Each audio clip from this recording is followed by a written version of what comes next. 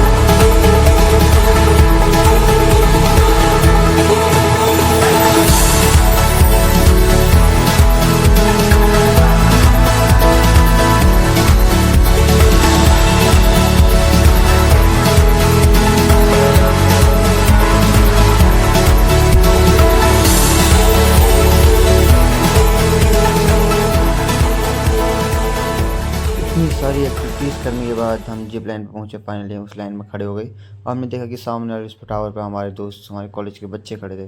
देखो हम सारी एक्टिविटीज़ करने के बाद हम जिप लाइन पर गए। उसके बाद देखो वो अब आ रहे हैं वहाँ पर। हम फिर हमने अपनी जिप लाइन वाली बेल्ट वेल्ट लगाई और दौड़ के चले गए जहाँ से जिप लाइन वाले टावर पर। टावर से बोला भैया से, भैया हमें फटाफट हमें भी दो धक्का यहाँ से जिप लाइन में। उन्होंने हमें भी फटाफट अपने अपने वो जो बेल्ट तार पर बांधते हैं वो तार पर लगाए उन्होंने हुक, और हम भी चल दिए जहाँ से हमने स्टार्ट करा था वहीं पर वापस जिप लाइन से चिल्लाते गाते। उसके बाद हम वहाँ से निकले। थोड़ा सा ये गुड़िया का डांस देखा, इसे कहती क्या थी मुझे याद नहीं आ रहा, बट जो भी था बढ़िया था, मस्त था। उसके बाद हम चले गए हॉन्टेड हाउस।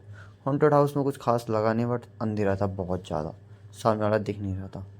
उसके बाद हॉन्टेड हाउस से हम चले गए सीधा कहाँ, बास्केटबॉल एरिया में। वहाँ थोड़ी देर बास्केटबॉल खेला, बस फिर वहाँ से भी हम निकल गए नाचने गाने। उसकी वीडियो मिलेगी आपको अगले पार्ट में। चलो मिलते हैं अगली बार।